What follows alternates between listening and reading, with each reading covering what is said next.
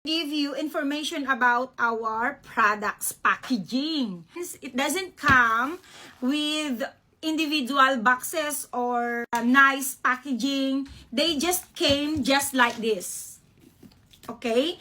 And so this is a squeezy bottle, but it's always have a big bottle than the intent or the content inside. But if you weigh it, you will get the same weight indicated on our packaging and extra weight for the empty bottle. But it doesn't mean it's squeezy or not full. It doesn't mean you didn't get enough size of body lotion. So this one, guys, it comes with the Lux Organics. They always have seal inside. So sometimes it has seal. Sometimes we put seller tape. So to just have extra support.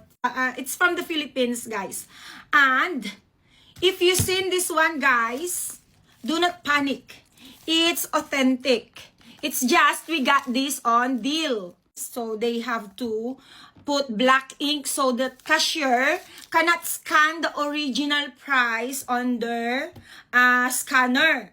So they made another barcode here for new price. That's why. So do not panic if you seen anything like that, guys. And when you open this, yes, so key plastic. So the seal is like that, guys. You can see the seal there. It's a plastic seal. So they have different packaging. So this one, when you open the bottle, you can see that. And this one, they don't have it. So can you see? I just open it from the packaging and you cannot open it here because it's sealed. Okay? Thank you very much.